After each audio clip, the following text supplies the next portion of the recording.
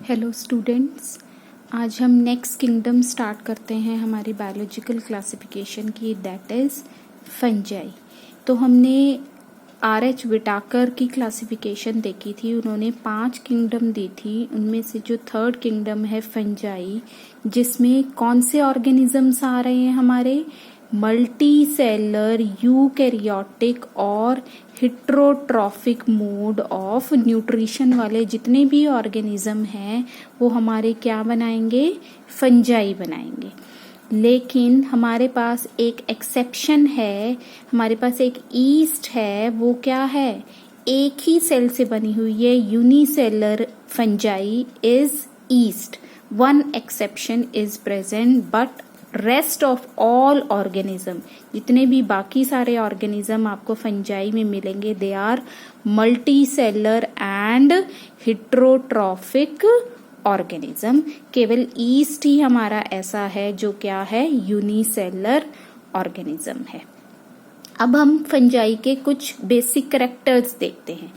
जितनी भी फंजाई होती हैं उनकी बॉडी किससे बनी हुई है, एक थ्रेड लाइक स्ट्रक्चर से, धागे की तरह एक स्ट्रक्चर होता है जिसे हम क्या बोलते हैं, हाइफी बोलते हैं।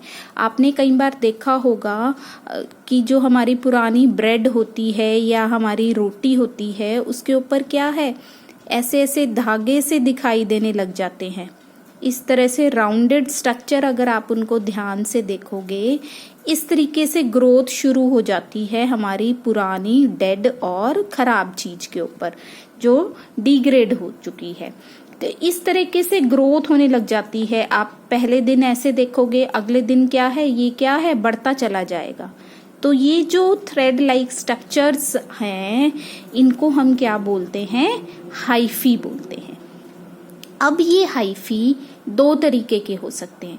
कुछ ऐसी हाइफी मिलेंगी आपको जिनके अंदर सेल के बीच में कोई वॉल लाइक स्ट्रक्चर नहीं प्रेजेंट है, जबकि दूसरी ऐसी हाइफी हर सेल के बीच में एक वॉल लाइक स्ट्रक्चर प्रेजेंट है जिसे हम क्या बोलते हैं, सेप्टम, दीवार या एक वॉल बोले हम, सेप्टम प्रेजेंट है। तो दो हाइफी हैं, एक तो सेप्टेट हाइफी जिसमें क्या है, हर सेल के बीच में एक वॉल प्रेजेंट है, जबकि दूसरे हाइफी कैसे हैं जिनमें वॉल एब्सेंट है, इसे हम क्या बोलेंगे, ए सेप्टेट। तो हमें ये कैसा लग रहा है, जैसे ये पूरा एक सेल है और इसके अंदर बहुत सारे न्यूक्लियस हैं, एक ही सेल दिखाई दे रहा है, लेकिन ऐसा नहीं है, सिर्फ वॉल डिस्ट्रीब्यूशन नहीं है, इसलिए ये क्या दिख रहा है हमें, मल्टी न्यूक्लिएटेड। ठीक है, तो थ्रेड लाइक स्ट्रक्चर को हम फंजाई में क्या बोल रहे हैं, हाइफी बोल रहे हैं। अब ये जो हाइफी है एक धागा नहीं है, बहुत सारे ऐसे धागे हैं, ग्रुप ऑफ हाइफी है। तो ये हाइफी कोई एक पर्टिकुलर डायरेक्शन में नहीं जाएगी, कोई ऐसे जा रही है, कोई ऐसे जा रही है। एक क्या है, जाल बना हुआ है किनका, हाइफीज का। इनको हम क्या बोलते हैं, नेटवर्क ऑफ हाइफी। अगर ये सेप्टेट है तो बीच में क्या है, वॉल्स प्रेजेंट होंगी।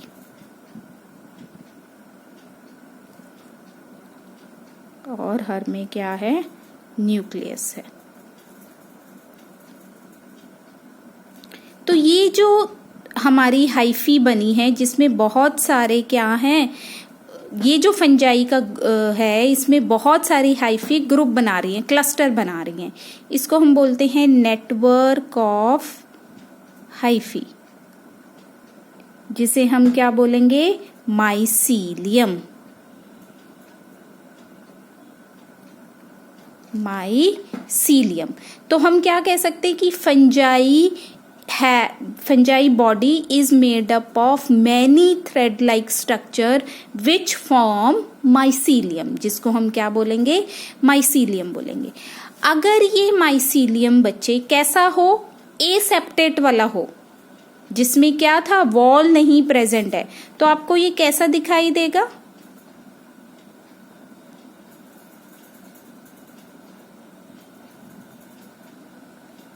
इस तरीके से दिखाई देगा, है ना।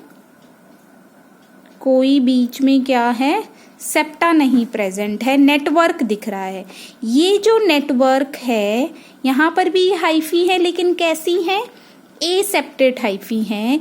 एसेप्टेड माइसीलियम को हम एक और टर्म से जानते हैं, सिनोसिटिक माइसीलियम। सिनोसिटिक का मतलब एसेप्टेड हाइफी। सिनोसिटिक का मतलब क्या है, एसेप्टेड हाइफी, जहां पर क्या है, हाइफी के बीच में सेप्टा नहीं प्रेजेंट है। हमें वो कैसा दिख रहा है, मल्टी न्यूक्लिएटेड। तो यहाँ पर हमें दो टर्म्स पता चली, एक तो सिंगल थ्रेड को हम क्या बोल रहे हैं, हाइफी। नेटवर्क ऑफ थ्रेड को क्या बोल रहे हैं, माइसीलियम। अब ये जो हाइफी है, डिपेंडिंग ऑन द नेचर, अगर इनके पास सेप्टम है तो सेप्टेट हाइफी, अगर सेप्टम नहीं है, एब्सेंट है, तो एसेप्टेड। और इस एसेप्टेड के नेटवर्क को हम क्या बोलेंगे, सिनोसिटिक माइसीलियम। तो ये हो गया बॉडी, उनकी ऑर्गेनाइजेशन कैसी है। दूसरा हम करते हैं सेल वॉल। सेल वॉल भी है इनके पास, और सेल वॉल किस चीज से बनी हुई है, काइटिन की बनी हुई है। जैसे हमने बैक्टीरिया में किया था, वहां पर किससे बनी हुई थी, पेप्टोग्लाइकन से। यहाँ पर जो सेल वॉल है किससे बनी हुई है, काइटिन से बनी हुई है। ये काइटिन क्या है, बहुत सॉफ्ट होता है, लेदरी होता है, ठीक है। जबकि यही स्ट्रक्चर हम कहाँ देखेंगे, जब हम एनिमल्स पढ़ेंगे, आर्थ्रोपोडा करेंगे, वहां पर जो आपके जो कीट पतंगे हैं, जैसे कॉकरोच है, उनकी जो बाहर की हार्ड कवरिंग है वो भी किससे बनी हुई है, काइटिन से। लेकिन वो काइटिन क्या होती है, हार्ड। क्यों, क्योंकि उसके अंदर कैल्शियम के डिपॉजिट हो जाते हैं। जबकि फंजाई की जो काइटिन है दैट इज सॉफ्ट, उसमें कोई कैल्शियम के डिपॉजिट नहीं है। तीसरा जो मेन कैरेक्टर है हमारा, कि जितनी भी फंजाई हैं आपको वार्म और ह्यूमिड प्लेसेस में, जैसे बरसात के दिनों में आपने देखा होगा आपकी ट्रीज के नीचे थोड़े पफ बॉल से निकल आते हैं, उनको ही हम क्या बोलते हैं, मशरूम। आपकी चीजें बरसात के दिनों में बहुत जल्दी खराब हो जाती है। क्यों, क्योंकि वो टेम्परेचर या वो कंडीशन फेवरेबल है किसको ग्रो करने के लिए, फंजाई को ग्रो करने के लिए। तो वो हमेशा वार्म और ह्यूमिड, जो आपका नमी वाला मौसम है, उनमें ये इजीली ग्रो करते हैं। नेक्स्ट हम करते हैं उनका मोड ऑफ न्यूट्रिशन। इनका मोड ऑफ न्यूट्रिशन कैसा था बच्चे, हिट्रोट्रॉफिक मोड ऑफ न्यूट्रिशन है। अब हिट्रोट्रॉफिक मोड ऑफ न्यूट्रिशन हमारा 3 तरीके का होता है, सेप्रोफिटिक, पैरासिटिक और सिम्बायोटिक। सेप्रोफिटिक में क्या आएगा कि they take food from dead and decay. वो कैसे करते हैं, वो ग्रुप ऑफ एंजाइम्स बाहर निकालते हैं। उन एंजाइम्स को हम क्या बोलते हैं, जाइमेज। ये जाइमेज क्या है, बॉडी से बाहर आ जाएंगे और फूड के ऊपर हो जाएंगे, और ताकि वो फूड क्या है, उसकी डाइजेशन हो सके, और फिर वो डाइजेस्टेड फूड क्या है, दोबारा फंजाई बॉडी उनको एब्जॉर्ब कर लेगी। इस तरीके से वो खाना ले रहे हैं। दूसरा मोड ऑफ न्यूट्रिशन क्या है, पैरासिटिक। वो दूसरों की बॉडी पर ग्रो कर सकते हैं। तो पैरासिटिक नेचर प्लांट्स में भी हो सकता है और एनिमल्स में भी होता है। जैसे आपने देखा होगा कईयों को बहुत दाद निकल आते हैं, रैशेज होते हैं। रैशेज या आपका दाद होना क्या है, it is a growth of fungi. तीसरा मोड ऑफ न्यूट्रिशन क्या है, सिम्बायोटिक। सिम्बायोटिक का मतलब होता है बच्चे, जब 2 ऑर्गेनिज्म इकट्ठे रह रहे हों और दोनों ऑर्गेनिज्म क्या है, ये इसको मदद कर रहा हो जीने में और ये इसको मदद कर रहा हो जीने में, दोनों एक दूसरे को हेल्प करते हैं in their growth and development, उनको उनके विकास के लिए। जैसे हम आपकी बुक में 2 एग्जाम्पल दे रखे हैं सिम्बायोटिक। सिम्बायोटिक का मतलब होता है दोनों हेल्पफुल है, दोनों मदद कर रहे हैं एक दूसरे की। लाइकन्स, लाइकन्स क्या होते हैं, जब फंजाई किसके साथ रह रही हो, एल्गी के साथ रह रही हो। किसके साथ, एल्गी के साथ। एल्गी क्या है, एक प्लांट है। तो यहाँ पर प्लांट तो क्या है, फोटोसिंथेसिस कर कर खाना बनाएगा, जबकि फंजाई क्या है, पानी और न्यूट्रिएंट सॉइल में से निकालेगी। तो तो इसका काम क्या है, इसको खाना देना, और फंजाई का काम क्या है, इसको वाटर और मिनरल्स देना। तो दोनों एक दूसरे की मदद कर रहे हैं, इसलिए क्या टर्म आया, सिम्बायोटिक। माइकोराइजा क्या है, जब फंजाई किसके साथ ग्रो करे, आपके रूट्स ऑफ प्लांट्स, प्लांट की जड़ों में ग्रो करे। ठीक है, तो ये वही होगा, इसको ये खाना देगा और ये क्या हेल्प करेगा, उसको वाटर और मिनरल एब्जॉर्ब करने में मदद करेगा। तो जब दोनों एक दूसरे की मदद कर रहे हैं, उस ऐसे को हम क्या बोलते हैं, सिम्बायोटिक। तो ये 3 तरीके से हमारी फंजाई अपना न्यूट्रिशन लेती है। नेक्स्ट है हमारी रिप्रोडक्शन। रिप्रोडक्शन यहाँ पर दोनों मोड से होगी, एसेक्सुअल मोड ऑफ रिप्रोडक्शन भी है और सेक्सुअल मोड ऑफ रिप्रोडक्शन है। एसेक्सुअल मोड सिंपली जो हम करें, जैसे फिशन हो गया, फ्रेगमेंटेशन, बडिंग, बाकी ये सारे स्ट्रक्चर जैसे लिखे हुए हैं, ज़ूस्पोर, स्पोरेंजियोस्पोर, क्लेमाइडोस्पोर, ओडिया, कोनिडिया, ये सारे स्ट्रक्चर क्या हैं, ये स्पेशल स्ट्रक्चर्स हैं जो कब डेवलप हो जाते हैं, जब फंजाई ने कैसी कंडीशंस में ग्रो करना है, अनफेवरेबल कंडीशंस में ग्रो करना है। तो डिपेंडिंग उनका नेचर कैसा है बच्चे कुछ ज़ूस्पोर्स तो क्या होते हैं, मोटाइल इन नेचर, जैसे ज़ूस्पोर का नेचर क्या होगा, मोटाइल होगा, जबकि आपका स्पोरेंजियोस्पोर क्या होगा, नॉन मोटाइल होगा। स्पोरेंजियोस्पोर क्या है बच्चे, नॉन मोटाइल है। अब क्लेमाइडोस्पोर कब बनेगा, अनफेवरेबल कंडीशन में, ताकि वो फंजाई जब तक सही कंडीशंस ना आ जाएं, जैसे बहुत ज़्यादा गर्मी हो गई है या बहुत ज़्यादा सर्दी हो गई, ऐसे कंडीशन को पास ऑन करने के लिए उसने क्या है, अपने बाहर एक थिक कवरिंग बना ली है, जिसे हम क्या बोलेंगे, क्लेमाइडिया। ठीक है, तो ये स्पेशल स्ट्रक्चर की हेल्प से क्या है, रिप्रोड्यूस करते हैं। तो जब हम क्लासिफिकेशन देखेंगे, वहां पर देखेंगे कि कोई ज़ूस्पोर बना रहा है अपनी लाइफ साइकिल में, कोई क्लेमाइडोस्पोर बना रहा है, कोई कोनिडिया बना रहा है। तो सब अलग अलग तरीके के स्पोर बनाते हैं, लेकिन उस स्पोर से ही पूरा नया ऑर्गेनिज्म बन जाएगा। इसलिए ये कौन सी कैटेगरी में आएंगे, एसेक्सुअल मोड ऑफ रिप्रोडक्शन में आएंगे। नेक्स्ट हम करते हैं सेक्सुअल मोड ऑफ रिप्रोडक्शन, जिसमें क्या होगा, फ्रूट सेक्सुअल रिप्रोडक्शन के लिए क्या चाहिए, 2 organism, 2 parents are involved in sexual mode of reproduction. सबसे पहला स्टेप क्या होता है, प्लाज्मोगेमी। 3 स्टेप्स में होगी सेक्सुअल रिप्रोडक्शन करने की। सबसे बड़ा एक और चीज होती है बच्चे, formation of fruiting body. Fruiting body जरूर बनती है। फ्रूटिंग बॉडी का मतलब क्या है, जैसे मान लो ये मेरी माइसीलियम है, या हाइफी में बनाऊं, ये मेरी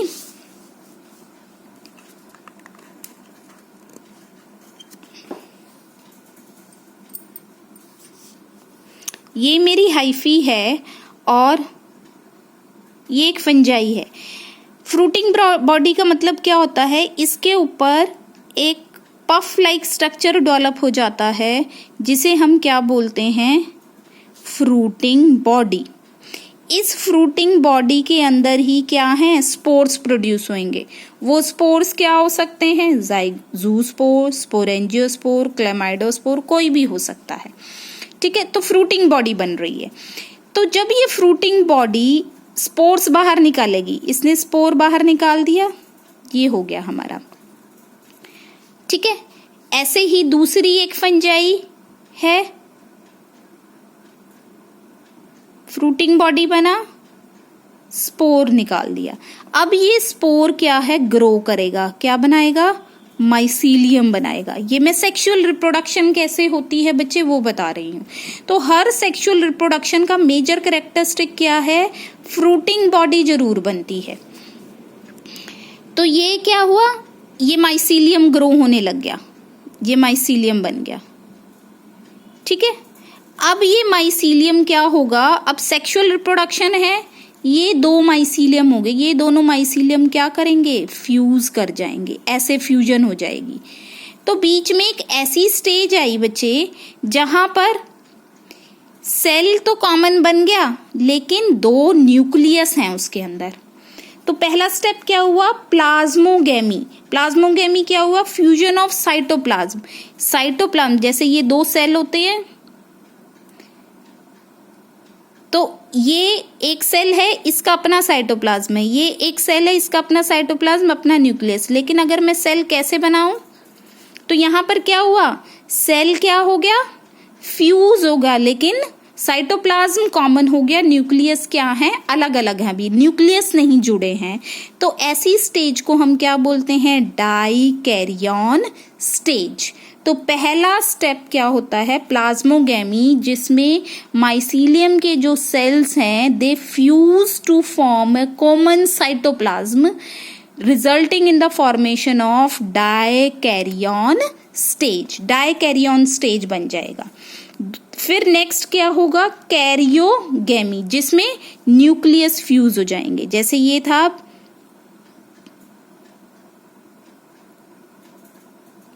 ये बना था हमारा, ये क्या है, बीच में डाइकैरियन स्टेज आई थी हमारी।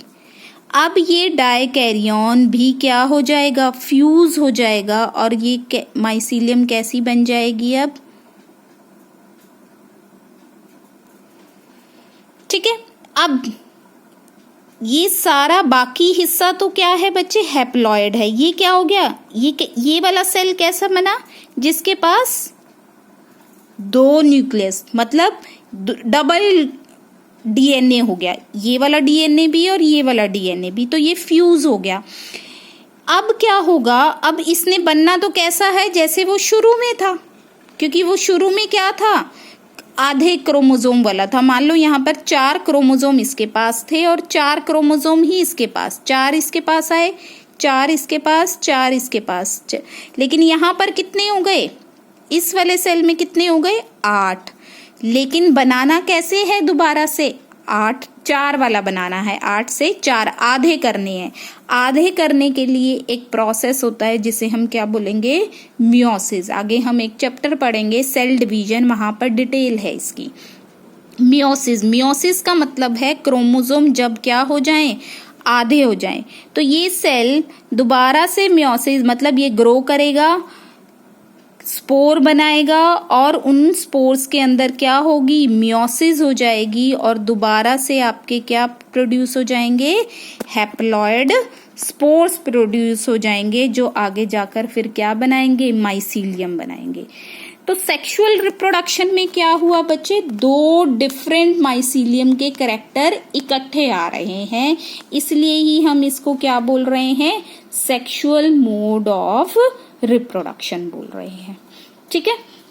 तो ये हुए हमारे सारे फंजाई के जर्नल कैरेक्टरिस्टिक्स। जर्नल कैरेक्टरिस्टिक्स में हमने मेजर चीज क्या देखी, हाइफा, माइसीलियम, सेल वॉल किससे बनी हुई है, और जितना भी रिप्रोडक्शन हो रहा है, एसेक्सुअल मोड तो हो रहा है, सब में अलग अलग है, लेकिन सेक्सुअल मोड ऑफ रिप्रोडक्शन हमेशा किसकी हेल्प से हो रहा है, by the formation of fruiting body.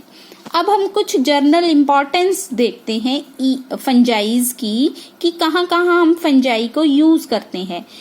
जो मेजर फंजाई यूनिसेलर फंजाई है ईस्ट, इसको हम जितनी भी आपकी ब्रेड इंडस्ट्री है या बिस्किट इंडस्ट्री है वहां पर यूज करते हैं।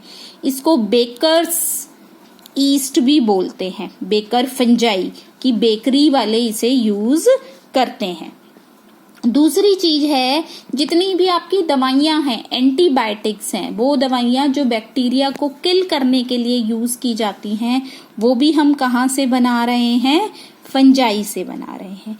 लेकिन ये तो हुआ इम्पोर्टेंस, क्या है, ये हमारे लिए खतरा भी है, क्योंकि ये बहुत तरह की डिजीज कॉज करते हैं हमारे प्लांट्स में भी और एनिमल्स में भी।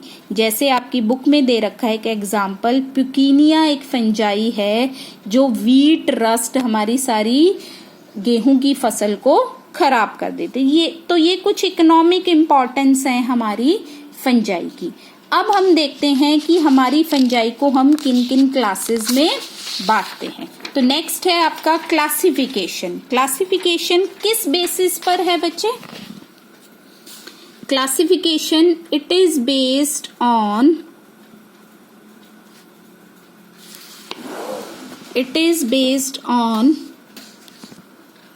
type of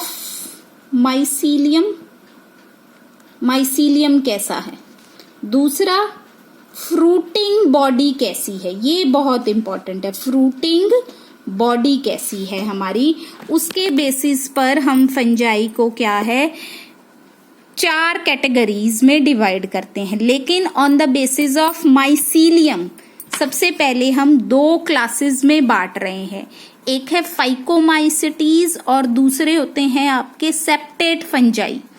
फाइकोमाइसिटीज इनको हम लोअर फंजाई भी बोलते हैं, क्यों? क्योंकि इनका हाइफी कैसा होता है एसेप्टेट। एसेप्टेट अभी हमने पढ़ा था कैसा होता है, सिनोसिटिक जो होगा, जिसमें सेप्टा नहीं होगा, थ्रेड लाइक स्ट्रक्चर, और उसके अंदर हमें क्या है बहुत सारे न्यूक्लियस दिखाई देंगे। ठीक है, तो अब हम फाइकोमाइसिटीज के पहले कैरेक्टर पढ़ते हैं, फिर हम हायर फंजाइज के बारे में बात करेंगे। फाइकोमाइसिटीज को हम जाइगोमाइसिटीज भी बोलते हैं, क्यों? क्योंकि ये सेक्सुअल रिप्रोडक्शन शो करते हैं और क्या बनता है जाइगोट, इसलिए इनको हम क्या बोलते हैं जाइगोमाइसिटीज। लोअर फंजाई हैं, लोअर क्यों है? क्योंकि इनका हाइफी क्या है सिंपल है, कैसा है विदाउट सेप्टम। ज्यादातर ये आपको कहाँ मिलेंगे मॉइस्ट हैबिटेट में होंगे, जहां पर नमी होती है आपकी। एसेक्सुअल रिप्रोडक्शन भी है इनके अंदर और सेक्सुअल मोड ऑफ रिप्रोडक्शन भी है। एसेक्सुअल रिप्रोडक्शन किसकी हेल्प से होगी? जूस्पोर, जो क्या होगा मोटाइल होगा, मूवमेंट है, फ्लैजिला होगा जो उसको एक जगह से दूसरी जगह जाने में मदद करेगा। Motile nature, motile spore fungi का क्या कहलाता है जूस्पोर। नेक्स्ट है आपका सेक्सुअल रिप्रोडक्शन किसकी हेल्प से हो रही है जाइगोस्पोर। यहां पर ये क्या है नॉन मोटाइल। तो एसेक्सुअल रिप्रोडक्शन से क्या बन रहा है मूव करने वाला स्पोर, जबकि सेक्सुअल रिप्रोडक्शन से क्या हो रहा है नॉन मोटाइल स्पोर। तो जैसे आपका एक एग्जाम्पल दे रखा है बुक में राइजोपस, इसका कॉमन नेम क्या है ब्रेड मोल्ड। आपकी ब्रेड पर जो लगने वाली फंजाई है वो क्या है राइजोपस। ये कैसे ग्रो करती है बच्चे, ये समझो आपका माइसीलियम, अभी हमने बात करी थी फ्रूटिंग बॉडी प्रोड्यूस हो जाती है। इस फ्रूटिंग बॉडी को हम क्या बोलते हैं sporangiophore in case of phycomycetes. Sporangiophore, इस स्पोरेंजियोफोर से क्या प्रोड्यूस होगा स्पोरेंजियम। ये स्पोरेंजियम प्रोड्यूस हो गया बच्चे। अब क्या होगा ये ग्रो करेगा माइसीलियम, ऐसे ही एक और हाइफी एक और स्पोर हुआ उसकी माइसीलियम, ये दोनों क्या हो जाएंगे फ्यूज कर जाएंगे। तो हमारे पास क्या आ गया डायकैरियन स्टेज बन जाएगी और यहां से क्या बनेगा आपका फिर जाइगोस्पोर बनेगा। ये जो सेल बनाएगा ये क्या बनाएगा जाइगोस्पोर बनाएगा, जो क्या होगा नॉन मोटाइल इन नेचर होगा। ठीक है, तो मेजर चीज जानने की क्या है कि जो फाइकोमाइसिटीज है इनकी हाइफी कैसी होती है एसेप्टेट, और दोनों मोड ऑफ रिप्रोडक्शन यहाँ पर पॉसिबल हैं, एसेक्सुअल भी और सेक्सुअल भी। ठीक है, अब हम बात करते हैं सेप्टेट फंजाई की। सेप्टेट फंजाई को हम क्या बोलते हैं हायर फंजाई भी बोलते हैं। इन फंजाई को हम किस बेसिस पर बांटेंगे on the basis of fruiting body, कि वो फ्रूटिंग बॉडी कैसी बनाएंगे सेक्सुअल मोड ऑफ रिप्रोडक्शन में। तो हमारी सेप्टेट फंजाई 3 तरीके की हैं, एस्कोमाइसिटीज, बेसिडोमाइसिटीज और डिट्रीरोमाइसिटीज। एस्कोमाइसिटीज में हमारे ईस्ट, हमने जो यूनिसेलुलर फंजाई का नाम पढ़ा था ईस्ट, वो कौन सी कैटेगरी को बिलोंग कर रही है एस्कोमाइसिटीज। एस्कोमाइसिटीज क्यों नाम पड़ा क्योंकि ये क्या बना रहे हैं फ्रूटिंग बॉडी का नाम क्या है एस्कोकार्प, इसी से नाम बन गया एस्कोमाइसिटीज। एस्कोकार्प बन रहा है। फ्रूटिंग बॉडी का नाम क्या है? एस्कोकार्प। और इसके अंदर से जो स्पोर निकलेंगे उन्हें हम क्या बोलेंगे? एस्कोस्पोर बोलेंगे।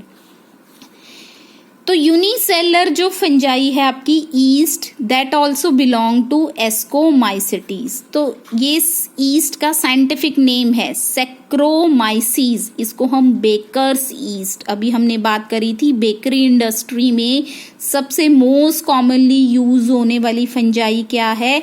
ईस्ट। उसमें से भी कौन सी? सैक्रोमाइसीज। दूसरी बात इंपॉर्टेंट क्या है यहाँ पर? माइसीलियम तो क्या है इनके? सेप्टेट है। माइसीलिया कैसा है? सेप्टेट है। लेकिन साथ में क्या है? ब्रांच्ड भी है। जैसे ये माइसीलियम बन रही है, पहले हम माइसीलियम कैसे बना रहे थे? बस ऐसे। लेकिन यहाँ पर अब हम कैसे बना रहे हैं? ऐसे ब्रांचेस भी निकली हुई हैं इसमें। तो ये जो ब्रांचिंग है, इसलिए हम यहाँ की माइसीलियम को कैसे बोलेंगे? ब्रांच्ड माइसीलियम बोलेंगे।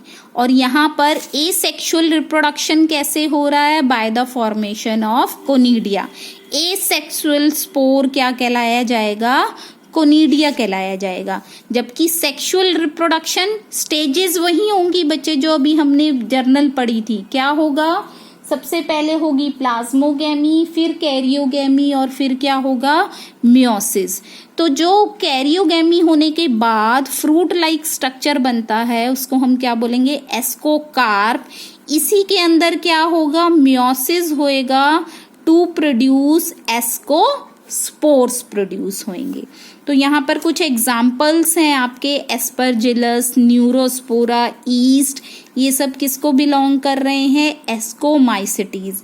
न्यूरोस्पोरा हमारी ऐसी फंजाई है, जितनी भी हमारी साइंटिफिक स्टडीज होती हैं, लैब में जो काम हो रहे हैं, हम कोई स्टडी करना चाह रहे हैं तो वो न्यूरोस्पोरा में होती है, क्योंकि इसका स्ट्रक्चर क्या होता है? सिंपल होता है। जेनेटिक स्टडी के लिए सबसे ज्यादा यूज होने वाला ऑर्गेनिज्म कौन है? न्यूरोस्पोरा। नेक्स्ट हमारी जो क्लास है that is basidiomycetes, higher fungi में जिनके पास क्या कैसा हाइफी है? सेप्टेट है। सबसे मेजर करैक्टर तो यही है कि इनका माइसीलियम कैसा है? सेप्टेट है। इनको हम क्लब फंजाई भी बोलते हैं। जितनी भी आप जैसे जो आप मशरूम खाते हो सब्जी, वो किसको बिलोंग कर रही हैं? बेसिडोमाइसिटीज को। क्यों? क्योंकि यहाँ पर जो फ्रूटिंग बॉडी बन रही है बेसिडोकार्प बन रही है, जो क्या बनाएगा? बेसिडियोस्पोर बनाएगा। तो on the basis of fruiting body का जो नाम है उसी के नाम पर क्या है? हमारी फंजाइज के नाम रखे गए हैं। बेसिडोमाइसिटीज जो क्या बनाएंगे? बेसिडियोकार्प बनाएंगे। माइसीलियम कैसा है बच्चे? ब्रांच्ड है और dikaryons formation is a unique characteristic.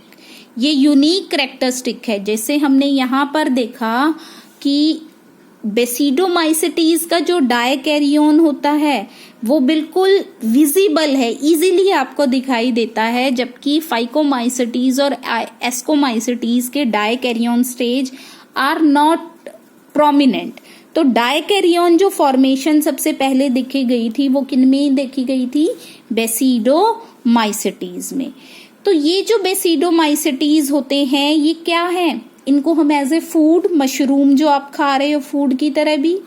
Parasitic हो गया, जैसे अगैरिकस जो है आपका, ये हाईली पॉइजनस होता है तो ये आपको नुकसान पहुंचा सकता है। सेप्रोफिटिक क्या है? ये डेड और डिके के ऊपर ग्रो करते हैं। तो हम ये इसकी बेसिडोमाइसिटीज की इकोनॉमिक इंपॉर्टेंस हो गई। दूसरी बात क्या है? एसेक्सुअल रिप्रोडक्शन यहाँ पर क्या है बच्चे? क्लेमाइडोफोर। ठीक है।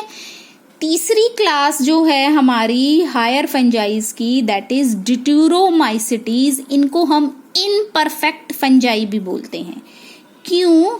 क्योंकि इनमें सेक्सुअल रिप्रोडक्शन नहीं होता, नो सेक्सुअल रिप्रोडक्शन, इसलिए ही इनको क्या कहा जाता है, इनपरफेक्ट फंजाई। कई बार क्वेश्चन आता है which class of fungi is called imperfect fungi and why, तो किसको बोलेंगे हम, डिटीरोमाइसिटीज को बोलेंगे। और क्यों बोलेंगे, क्योंकि इनके अंदर सेक्सुअल रिप्रोडक्शन नहीं होती, सिर्फ कैसा मोड ऑफ रिप्रोडक्शन है, एसेक्सुअल मोड ऑफ रिप्रोडक्शन है, जिसे हम क्या बोल रहे हैं, कोनिडिया बोल रहे हैं।